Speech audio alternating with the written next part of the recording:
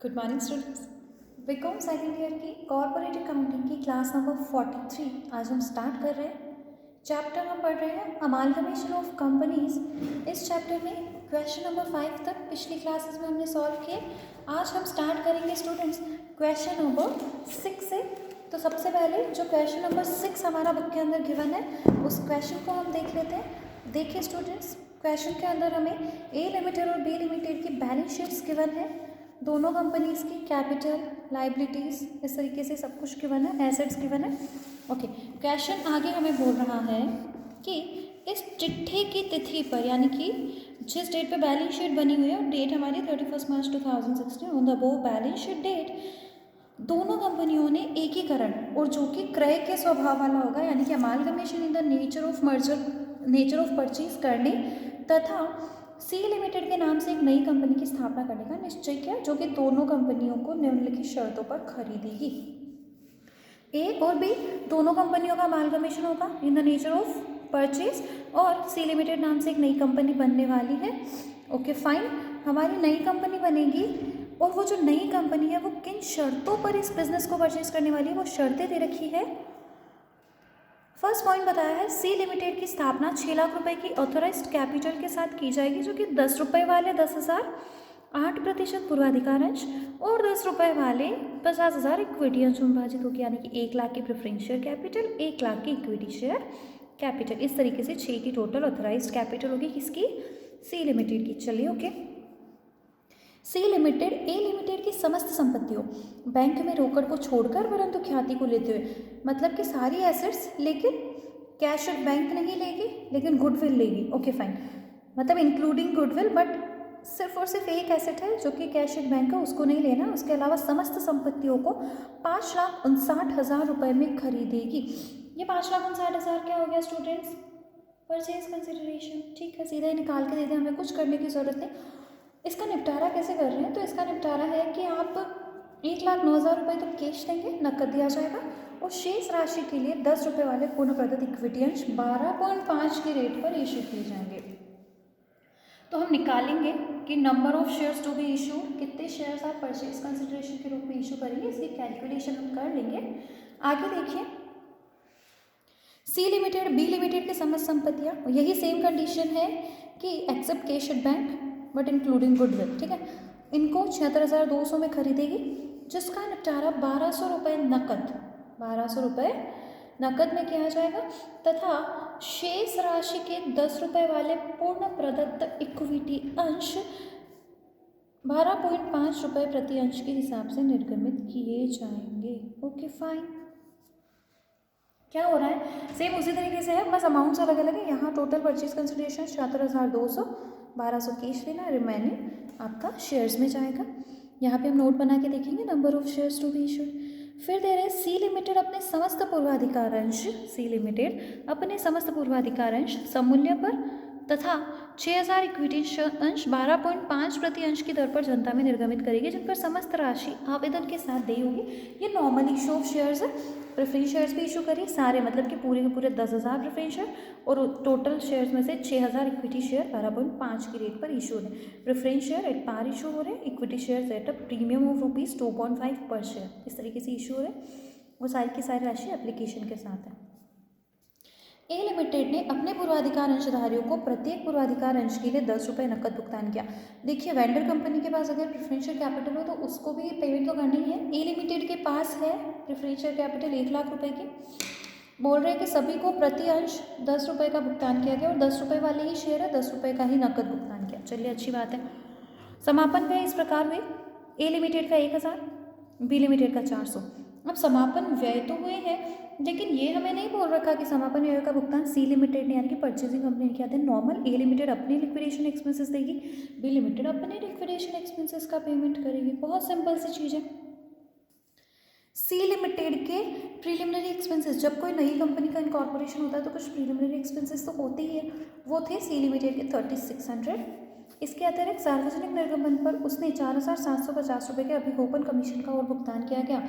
Means C limited ने क्या payment किया, under writing commission of 4750 paid by it on the public issue. जब आप कंपनी पब्लिक इशू कर रही है ना इन शेयर्स का, आपके सारे प्रेफरेंस शेयर्स का और 6000 इक्विटी शेयर्स का, उन इशू के लिए कंपनी ने 4750 का अंडरराइटिंग कमीशन का पेमेंट किया। अंडरराइटिंग कमीशन भी हमारे फिक्टिशियस एसेट, तो ये प्रीलिमिनरी एक्सपेंसेस का पेमेंट और ये अंडरराइटिंग कमीशन का पेमेंट, ये दोनों सी लिमिटेड के पेमेंट्स है। समझते हैं ना अंडरराइटिंग कमीशन का मतलब क्या होता है? हमने एक पॉइंट पढ़ा था स्टूडेंट्स के 90% मिनिमम सब्सक्रिप्शन शेयर्स इशू होने पर ज़रूरी होता है आपको मिले, अदरवाइज आपके इशू को कैंसिल किया जाता है। तो कंपनीज इस मिनिमम सब्सक्रिप्शन को पूरा करने के लिए क्या करती है, इन अंडरराइटर्स के साथ, अभिभावकों के साथ एक समझौता कर लेती है कि हम अपने शेयर्स इशू करने वाले इस डेट तक, अगर हमारा सब्सक्रिप्शन 90% या उससे ज़्यादा चला जाता है दिनों के, अदरवाइज जितना कम पड़ता है उतना आप खरीदें, ताकि हमारी कंपनी मिनिमम सब्सक्रिप्शन वाले पॉइंट से बची रह सके, यानी कि हमारा इशू कैंसिल ना हो एक तरीके से। तो वो अंडरराइटर्स जो होते हैं उनका काम ही यही होता है कि कंपनी के शेयर्स परचेज करना, या तो वो अपनी तरफ से पब्लिक में इशू करवाएंगे, मतलब पब्लिक से आपके शेयर्स खरीदवाएंगे, या फिर अगर नहीं हो पाता है तो वो खुद आपके शेयर्स परचेज करते हैं। तो उनको जो कमीशन पे किया है कंपनी ने 4750 का, ये पेमेंट होगा। आपको करना क्या है, ए लिमिटेड की पुस्तकों को बंद करने के लिए जर्नल एंट्रीज देंगे, सी लिमिटेड की बुक्स में जर्नल एंट्रीज और इनिशियल बैलेंस शीट बनानी। यह मानिए कि ख्याति को छोड़कर समस्त संपत्ति को सी लिमिटेड पुस्तक मूल्यों पर दर्ज करती है, मतलब सी लिमिटेड परचेजिंग कंपनी दोनों कंपनीज की सभी एसेट्स को बुक वैल्यू पर ले रही है एक्सेप्ट गुडविल। तो गुडविल तो वैसे भी एंट्री के अंदर चेंज हो सकता है, इसलिए उसको एक्सेप्ट हमने गुडविल कहा है। बी लिमिटेड की बुक्स में कुछ नहीं करना, ए की बुक्स को बंद करना है, सारी एंट्रीज करनी। सी की बुक्स के अंदर नई बिजनेस परचेज से रिलेटेड सारी एंट्रीज करनी है, उसका इनिशियल बैलेंस शीट भी हमें प्रिपेयर करके देना है। तो करें start students. Question I think आप लोगों को 100% क्लियर, क्वेश्चन हमने अच्छे से समझ लिया। नाउ स्टार्ट करते हैं। चलिए सबसे पहले जो हमें परचेज कंसिडरेशन दे रखा था उसको हम एक बार लिखते हैं। चलिए ए लिमिटेड फर्स्ट हम कर रहे हैं, परचेज कंसिडरेशन जो क्वेश्चन में दिया हुआ ना उसको ही वापस एक बार लिख के देखते हैं। ए लिमिटेड क्या बोला गया क्वेश्चन के अंदर student, C limited A limited को टोटल 5,59,000 रुपये में परचेज कंसिडरेशन का पेमेंट करने वाली है। उसके लिए वो क्या करेगी, 1,09,000 रुपये तो कैश देगी और बाकी के लिए अपने शेयर्स इशू करेगी। देन टोटल परचेज कंसिडरेशन कितना, रुपीज़ 5,59,000, जिसके कि दो पार्ट है, रुपीज़ 1,09,000 कैश। तो second one is are equity share capital, कितना, तो 5,59,000 माइनस 1,09,000 मीन्स 4,50,000 के लिए। अब इसके लिए हम देखें नंबर ऑफ शेयर्स, कितने शेयर्स इशू करेगी। तो देखो 450 के लिए इशू करना है और आप एक शेयर 12.5 के रेट पर इशू कर रहे हैं ना, तो यहाँ कितने शेयर्स हो जाएंगे, 36,000 shares of ₹10 each issued at ₹12.5 each। Simple, ये हमारा परचेज कंसिडरेशन आ गया। 36,000 शेयर 10 वाले 12.5 पर और 1,09,000 रुपये कैश ए लिमिटेड का। इसी तरह देख ले बी लिमिटेड के लिए, टोटल बोला है बी लिमिटेड को 76,200 का पेमेंट।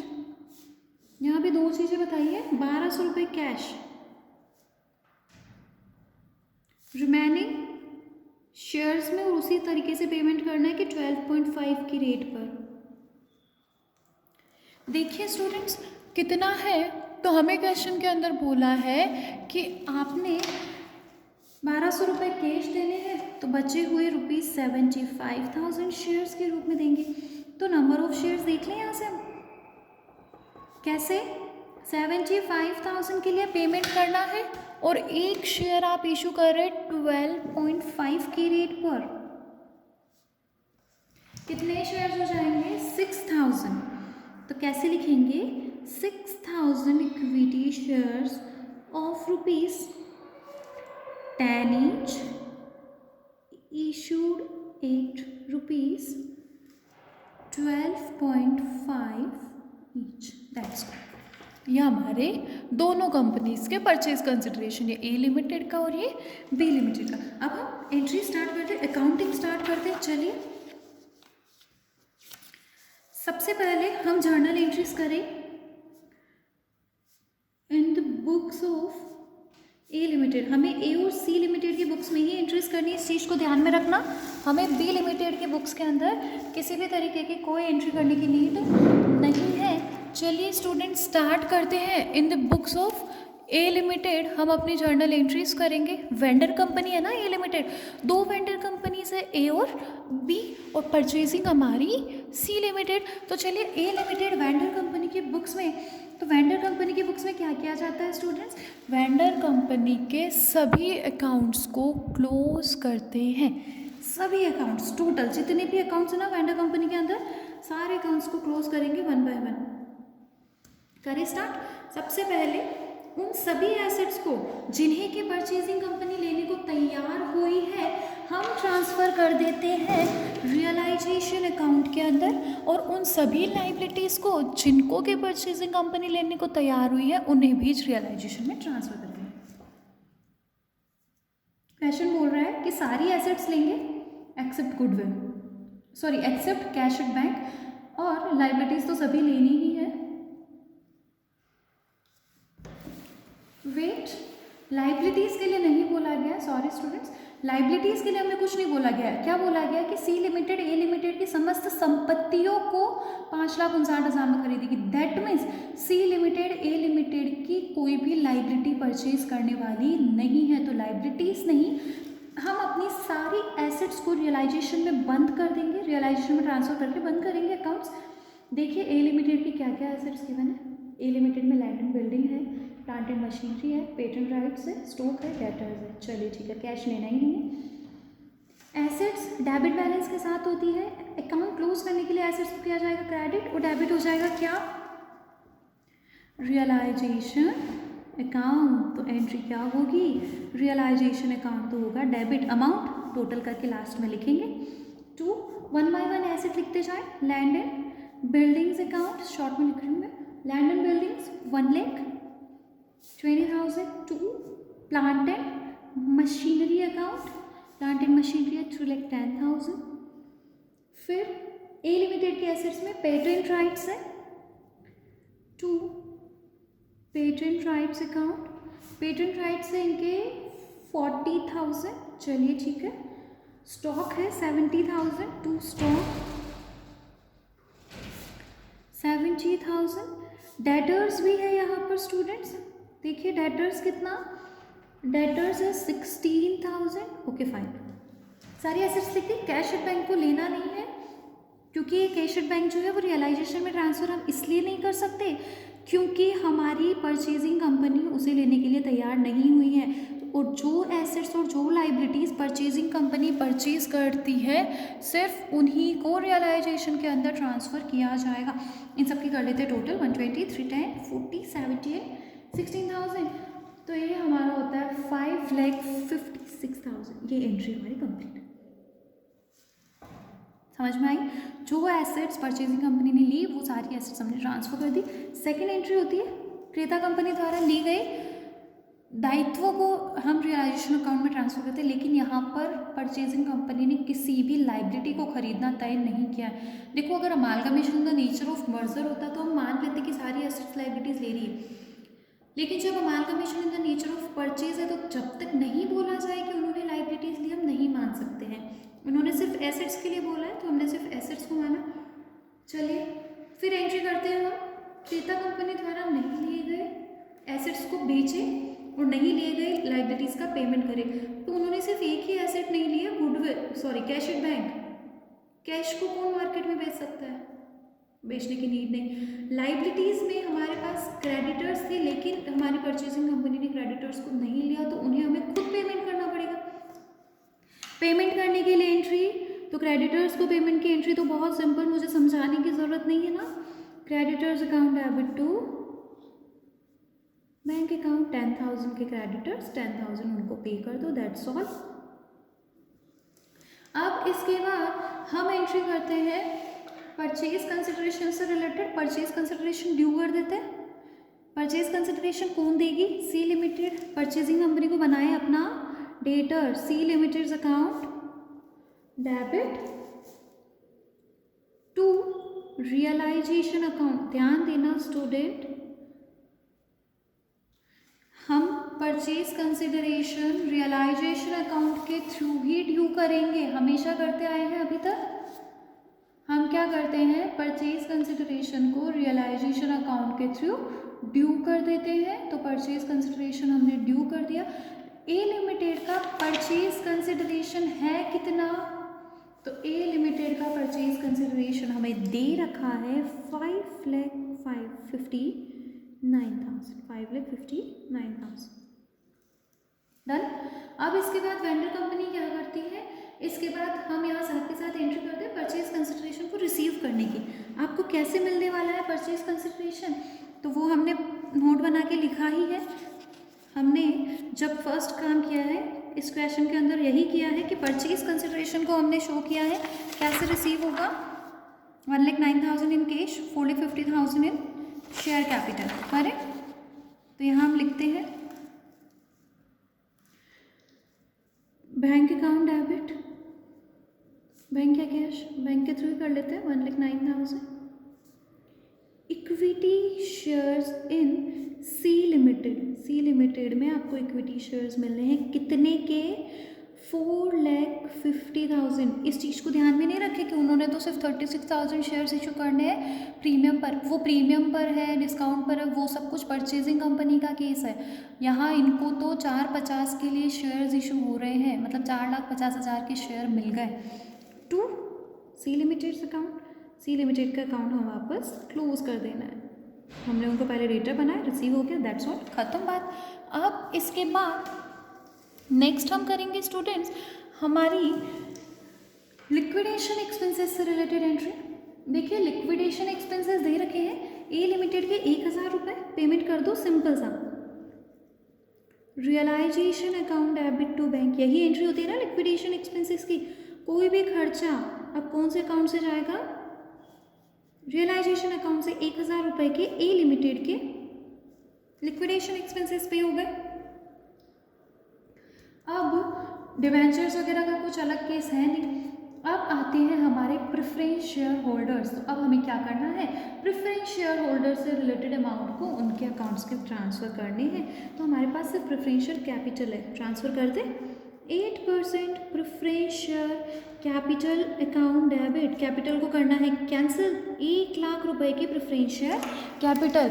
देखना स्टूडेंट्स, अगर प्रेफरेंस शेयर से रिलेटेड कोई डिविडेंड होता, वो अरियर में चल रहा होता और हमें कहते कि आप डिविडेंड पे करो, तुम यहाँ डिविडेंड अकाउंट में डेबिट करते, उनको डिविडेंड भी देते, लेकिन ऐसा कुछ है नहीं। सिर्फ कैपिटल कहाँ? Preference share holders account. कितना? 1,00,000। Okay fine. अब क्या किया जाएगा? प्रेफरेंस शेयर होल्डर्स को पेमेंट किया जाएगा। और पेमेंट के लिए क्या बोला गया है? तो बोला कि इनको 10 रुपये प्रति अंश के हिसाब से भुगतान करना है। शेयर्स भी आपके 8% प्रेफरेंस शेयर्स ऑफ ₹10 1,00,000 के हैं, मतलब 10,000 शेयर है। 10,000 शेयर पर 10 रुपये के हिसाब से मतलब 1,00,000 रुपये का पेमेंट। तो एंट्री क्या हो जाएगी?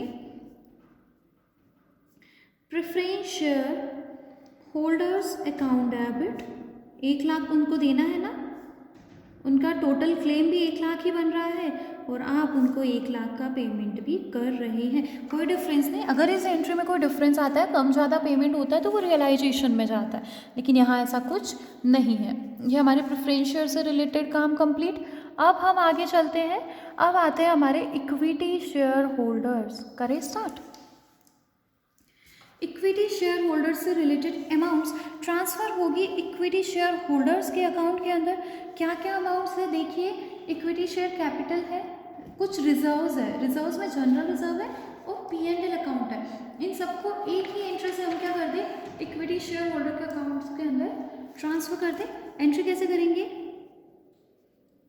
Equity share capital account debit. देखिए इक्विटी शेयर कैपिटल है 3,00,000 रुपए की।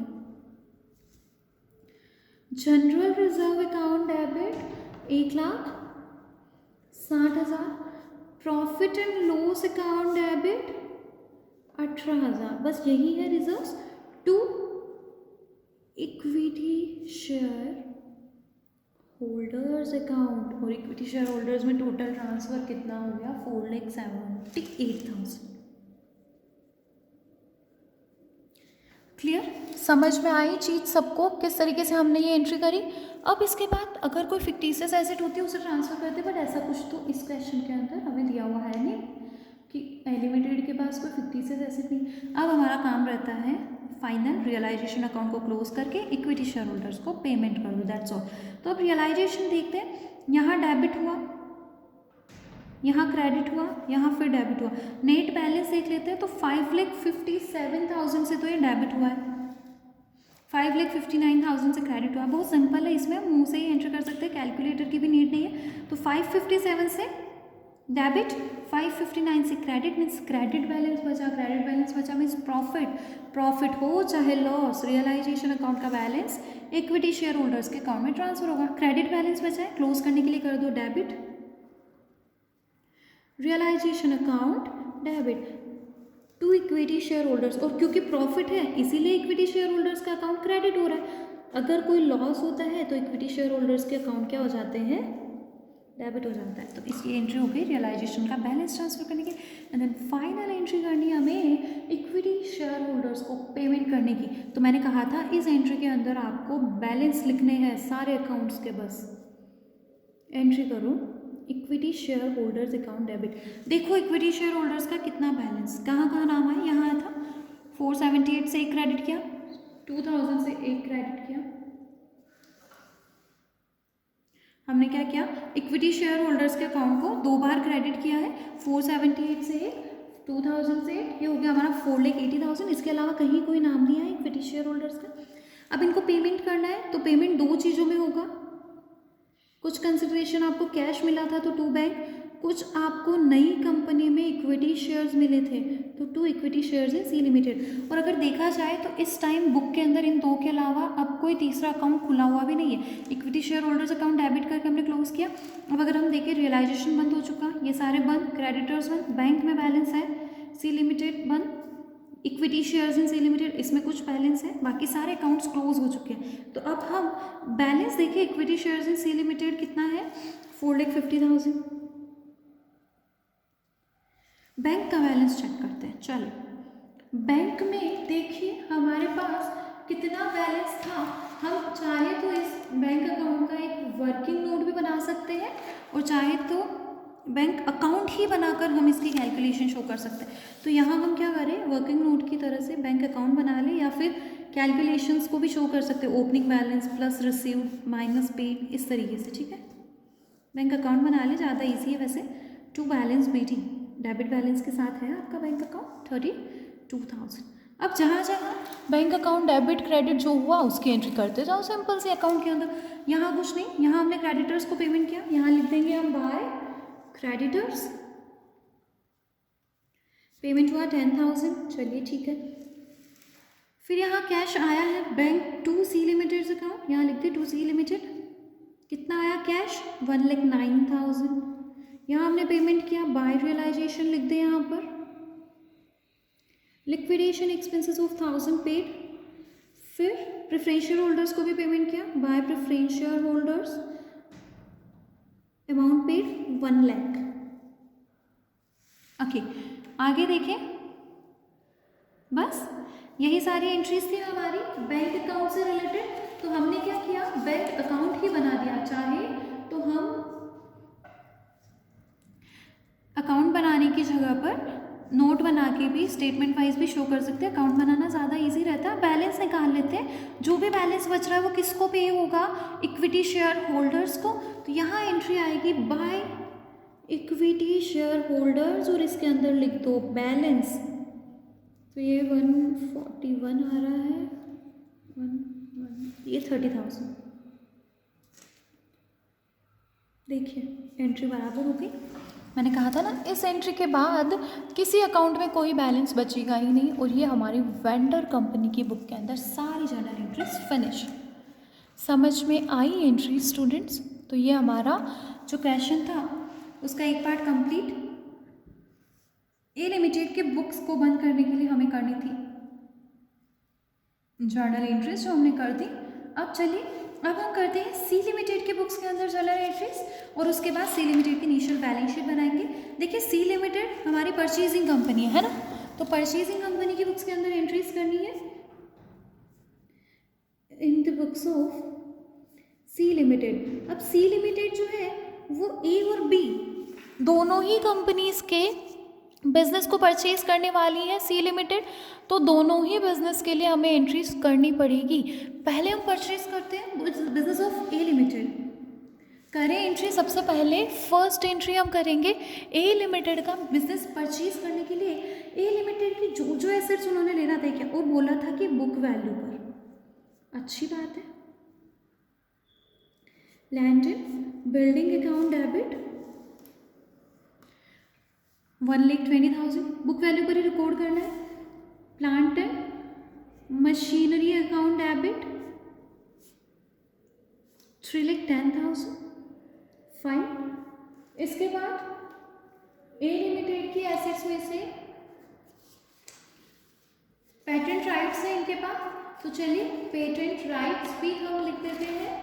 Patent rights only 40,000, patent rights account debit 40,000।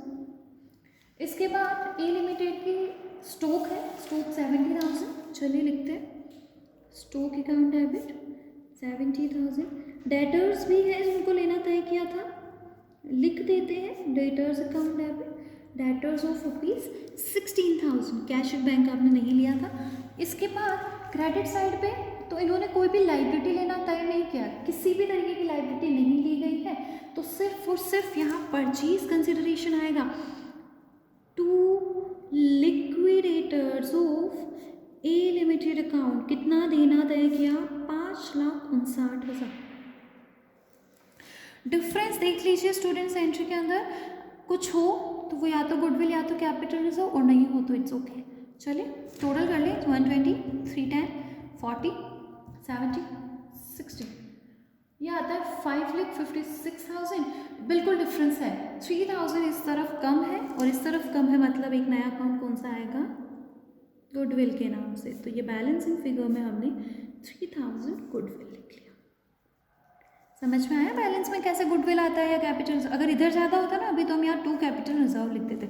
ये ए लिमिटेड का बिजनेस परचेज्ड। अब बी लिमिटेड के बिजनेस को परचेज करते हैं। देखिए बी लिमिटेड के एसेट्स, लैंड एंड बिल्डिंग नहीं है, प्लांट मशीनरी भी बी में नहीं है, बी में मोटर व्हीकल्स है, लिखे मोटर व्हीकल्स अकाउंट डेबिट ये 8,000।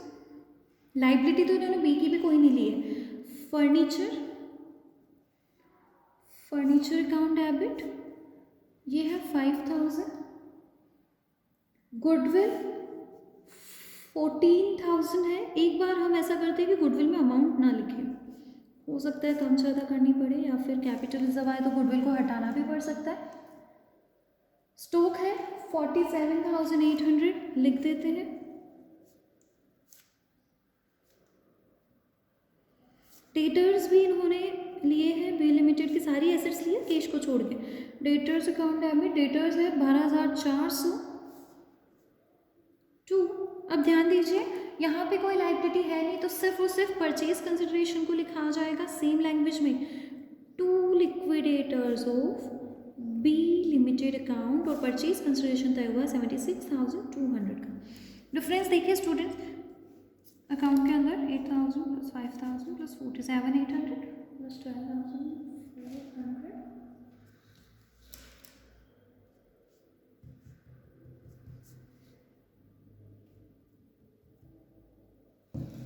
तो स्टूडेंट्स इसके अंदर डिफरेंस आ रहा है 3,000 का, और इस तरफ ही है तो हम गुडविल को यहाँ पे 3,000 बैलेंसिंग फिगर लिखते हैं। अगर हम बैलेंस पहले यहाँ पे 14,000 गुडविल लिखते तो हमारा बैलेंस इस तरफ ज़्यादा आता। कैपिटल रिजर्व तो हम लिख नहीं सकते क्योंकि गुडविल है, इसलिए हमने गुडविल को कम कर दिया और गुडविल हमारा बैलेंसिंग फिगर में कितना आ गया, 3,000। इस तरीके से हमें एंट्री करनी होती है। अब हम क्या करेंगे, परचेज कंसिडरेशन जो ड्यू किए हैं ना दोनों 559 और 76,200 का, उनका पेमेंट करना होगा। करें पेमेंट, पहले ए लिमिटेड के पीसी परचेज कंसिडरेशन का पेमेंट करते हैं। एंट्री होगी liquidators of A limited account debit कितना पे करना है, 5,59,002। कुछ कैश कितना, 1,09,000, याद है ना, ये देखो परचेज कंसिडरेशन का जो हमने नोट बनाया है 1,09,000 कैश। फिर 36,000 शेयर्स ऑफ ₹10 इशू करने 12.5 पर, तो 2 इक्विटी शेयर कैपिटल 3,60,000, कैसे, 36,000 शेयर 10 वाले, और साथ के साथ आ जाएगा 2 सिक्योरिटीज प्रीमियम, कितना पर शेयर ₹2.5, 36,000 इंटू 2.5, तो ये हमारा प्रीमियम का यहाँ पर पेमेंट हो जाएगा कितना, 90,000 का। समझ में आई चीज, इस तरीके से परचेज कंसिडरेशन का भी पेमेंट हो गया। अब हम बी लिमिटेड के परचेज कंसिडरेशन को भी पे कर दें। बी लिमिटेड का परचेज कंसिडरेशन कैसे, यही है 1200 कैश, बाकी 6,000 शेयर है। चलिए एंट्री कर देते हैं, सिंपल सी entry, liquidators of B limited account debit कितना, 76,200 टू बैंक, कैश पेमेंट कितना होना है 1200 का, to equity share capital account, देखिए कैपिटल 6,000 शेयर 10 वाले इशू करने, मतलब कि 60,000, एंड साथ के साथ आएगा 2 सिक्योरिटीज प्रीमियम, 6,000 शेयर पर शेयर 2.5 का प्रीमियम, यानी कि प्रीमियम हो गया हमारा 15,000 रुपये। Is that clear 100%? चलिए, तो हमारे बिजनेस परचेज से रिलेटेड, परचेज कंसिडरेशन के पेमेंट से रिलेटेड सारी एंट्रीज हमारी कंप्लीट। अब हमें क्या करना है स्टूडेंट्स, अब हमें इस कंपनी के जो नॉर्मल एंट्रीज है वो पास करनी है। नॉर्मल एंट्रीज मतलब इस कंपनी ने जो शेयर्स इशू करना तय किया है, नॉर्मल अपने सारे प्रेफरेंस शेयर इशू कर दिए, इक्विटी शेयर में से भी कुछ इशू किया, उसकी एंट्री हम करते हैं। देखिए क्या बोला था, सारे के सारे प्रेफरेंस शेयर इशू करते हैं, और इक्विटी शेयर जो थे उसमें से 6,000 शेयर 12.5 की रेट पर इशू किए। एंट्री करें, दोनों की बैंक वाली एंट्री एक साथ की जा सकती है। एंट्री क्या होती है, bank account debit to equity share application in allotment, bank account debit to preference share application in allotment, तो कंबाइन एंट्री कर सकते हैं ना, कैसे, तो bank account debit to equity share application in allotment to preference share application in allotment, है ना simple. कैसे, 6,000 इक्विटी शेयर 12.5 यानी कि 75,000, सारे प्रेफरेंस शेयर यानी कि 10,000 प्रेफरेंस शेयर 10 रुपए की रेट पर यानी कि 1,00,000, टोटल कितना मिल गया 1,75,000। अब इनको अपने अपने कैपिटल अकाउंट के अंदर ट्रांसफ़र कर दे। तो ये एंट्रीज को बार बार मुझे बताने की नीड नहीं है, बहुत बार ये सारी एंट्रीज हम कर चुके हैं। Equity share application in allotment account debit to equity share capital account, ₹10 तो है कैपिटल का, तो 60,000 तो जाएगा कैपिटल में, टू सिक्योरिटीज प्रीमियम अकाउंट पर शेयर 2.5 का प्रीमियम है, यानी कि 15,000 चला जाएगा प्रीमियम में। प्रेफरेंस शेयर कैपिटल में ट्रांसफ़र करेंगे, preference share application in allotment account debit कितना 1,00,000 टू प्रेफरेंस शेयर कैपिटल, और preference share 8%, then 8% preference share capital account 1,00,000। Is that clear 100%? Okay fine, सारी एंट्रीज हो गई है, सिर्फ एक एंट्री करना और बाकी है, और वो है हमारे अंडरराइटिंग कमीशन और प्रीलिमिनरी एक्सपेंसेस की। बोला था ना, सी लिमिटेड के प्रारंभिक व्यय 3600, इनके अतिरिक्त सार्वजनिक निगमन पर 4,750 का अभिकोपन कमीशन, तो दोनों खर्चे हैं, दोनों का पेमेंट कर दो, एंट्री कर दे। तो चलिए एंट्री हमारी हो जाएगी प्रीलिमिनरी एक्सपेंसेस अकाउंट डेबिट, ये हमें दे रखे हैं प्रीलिमिनरी एक्सपेंसेस 3600 के, और साथ में हमें अंडरराइटिंग कमीशन दे रखा है, इसकी भी इसी के साथ एंट्री कर दे। अंडरराइटिंग कमीशन अकाउंट डेबिट, और अंडरराइटिंग कमीशन हमें दे रखा है 4750 टू बैंक। इन दोनों का पेमेंट हो जाएगा टोटल 8350, 8350 का पेमेंट। और इसके साथ हमारी सी लिमिटेड की बुक्स के अंदर सारी जर्नल एंट्रीज खत्म। आई समझ में चीज़? अब हमें फाइनल प्रिपेयर करनी है balance sheet of C limited. चलिए स्टूडेंट्स स्टार्ट करते हैं बैलेंस शीट बनाना सी लिमिटेड की। हमें ध्यान है कि सी लिमिटेड एक नई कंपनी बन रही है, एक नई कंपनी का इनकॉर्पोरेशन हुआ है। इसके अंदर वो ही एसेट्स लायबिलिटीज आ सकती है जो कि इसके बुक के अंदर जर्नल एंट्रीज हुई है। तो हमने जो जो एंट्रीज करी है सिर्फ उन्हीं के बेस पे हमें बैलेंस शीट बनानी है। मैं यहाँ थोड़ी शॉर्ट में आपको बैलेंस शीट बना के दे रही हूँ, पूरे फॉर्मेट में नहीं बनाऊंगी। जैसे हमारी इक्विटी एंड कैपिटल लायबिलिटीज आती है, फिर शेयर होल्डर्स फंड, उसके अंदर अथोराइज्ड कैपिटल दे रखी है, वो लिखेंगे। चलिए बना देते हैं। Equity and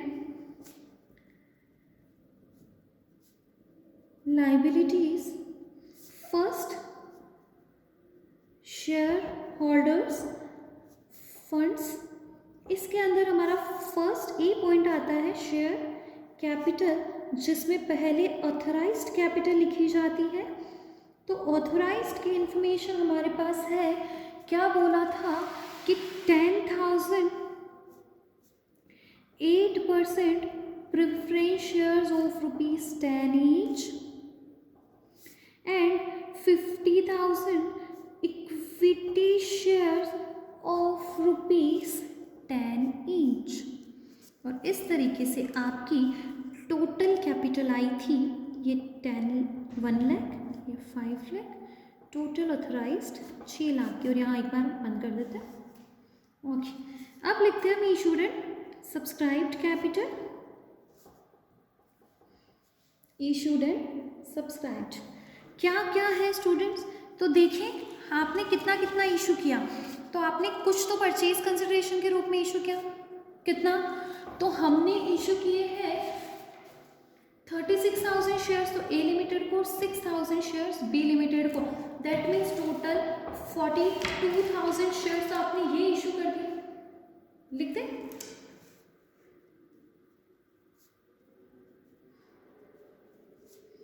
$42,000 equity shares of ₹10 each issued for consideration other than cash। कितना हो गया? 4,20,000। फिर आपने 6,000 इक्विटी शेयर्स नॉर्मल कैश के लिए इशू किए गए थे, जो आपने नॉर्मल इशू किया था ना 12.5 पर, ये 60,000। प्रेफरेंस शेयर्स भी आपने कुछ इशू कर रखे हैं ना, कितने? 10,000। तो लिख दे सारे के सारे प्रेफरेंस शेयर्स इशूड है 10,000 8% preference shares of ₹10 each, 1 lakh. Capital खत्म। बी पॉइंट आता है रिजर्व्स एंड सरप्लस। तो पुरानी कंपनी की किसी रिजर्व को तो लिखना है नहीं। इस कंपनी की जो जर्नल एंट्रीज हमने करी उसके अंदर देखिए रिजर्व्स कहाँ है, यहाँ कोई रिजर्व नहीं, यहाँ नहीं, यहाँ है 90,000 का सिक्योरिटीज प्रीमियम, 15,000 का सिक्योरिटीज प्रीमियम, फिर 15,000 का सिक्योरिटीज प्रीमियम। 3 सिक्योरिटीज प्रीमियम हमारे पास, तीनों के टोटल करके लिख देंगे ना, कितना हो गया? 90 + 30 टोटल 120,000। ये हमारे रिजर्व्स एंड सरप्लस हेड के अंदर आ जाएगा।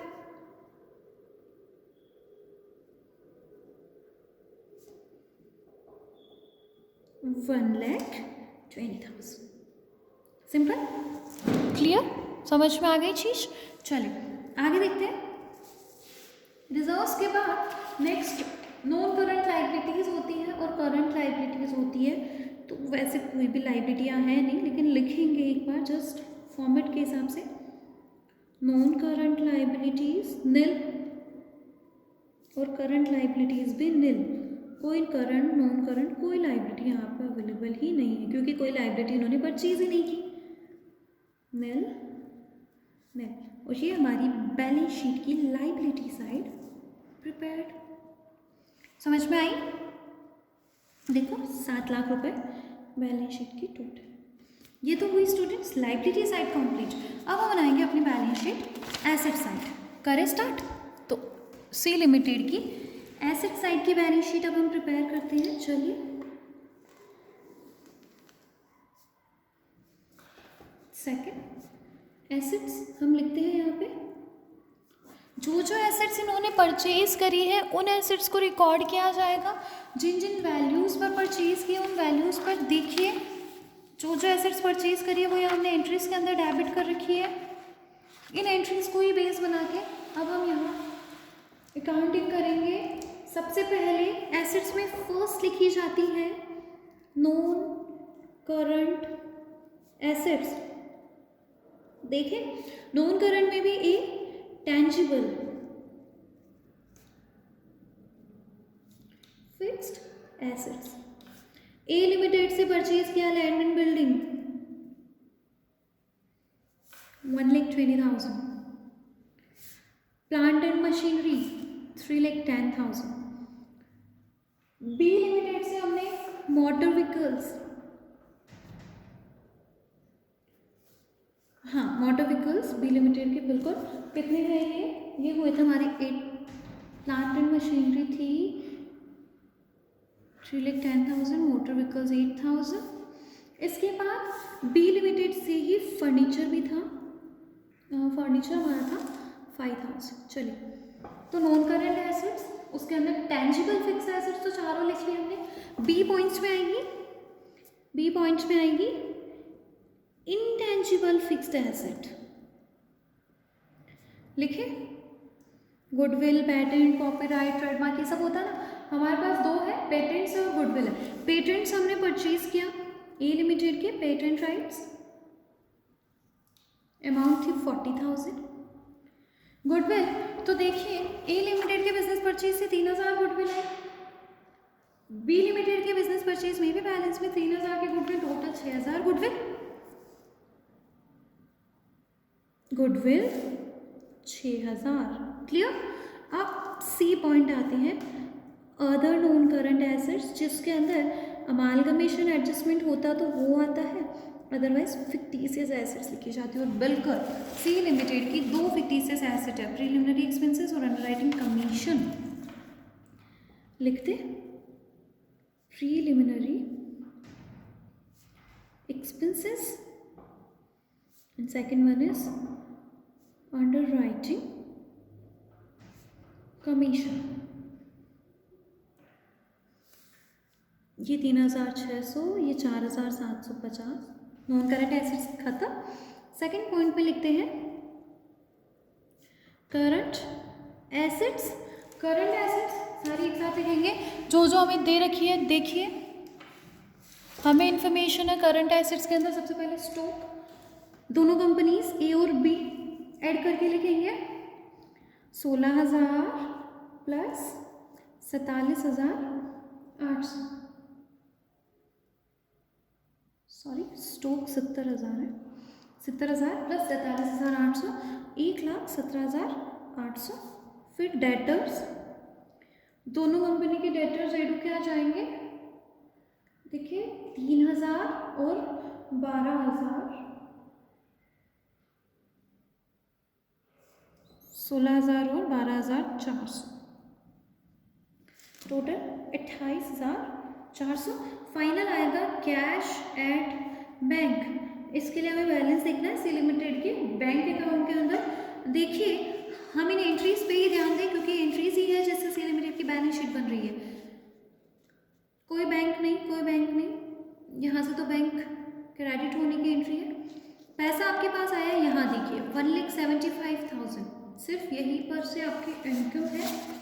कितना कैश आया 1,75,000।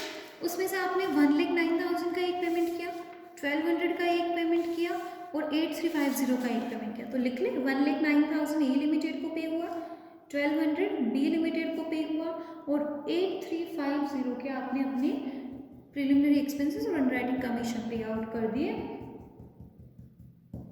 56,450 और इसी के साथ हमारी balance sheet over. Balance sheet की टोटल यहाँ भी आएगी, मैच करके देख लीजिए, 7 लाख रुपए। समझ में आई चीज़ें? क्लियर हुआ कैसे हमें बैलेंस शीट प्रिपेयर करनी है? समझ में आया? तो बैलेंस शीट बनाने में कहीं कोई दिक्कत नहीं आती है स्टूडेंट्स, अगर हमने एंट्री सही से की है। ये बैलेंस शीट जो हमने सी लिमिटेड की बनाई है उसके लिए हमें ज़रूरत थी सिर्फ इन एंट्रीज़ की।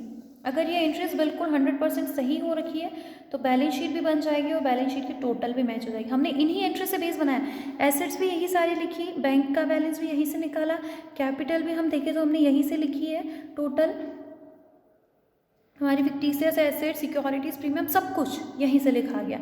तो जर्नल एंट्रीज करी और उनके बेस पे हमने अपनी एसेट और लाइबिलिटी साइड दोनों साइड की बैलेंस शीट प्रिपेयर कर ली। ये हमारी लाइबिलिटी साइड बैलेंस शीट है, टोटल 7 लाख है, और ये हमारी एसेट साइड बैलेंस शीट है, यहाँ भी टोटल 7 लाख रुपए। समझ में आ गया क्वेश्चन? तो ये हमारा क्वेश्चन नंबर 6 था। नेक्स्ट क्लास में नेक्स्ट क्वेश्चन से हम स्टार्ट करेंगे। Thank you.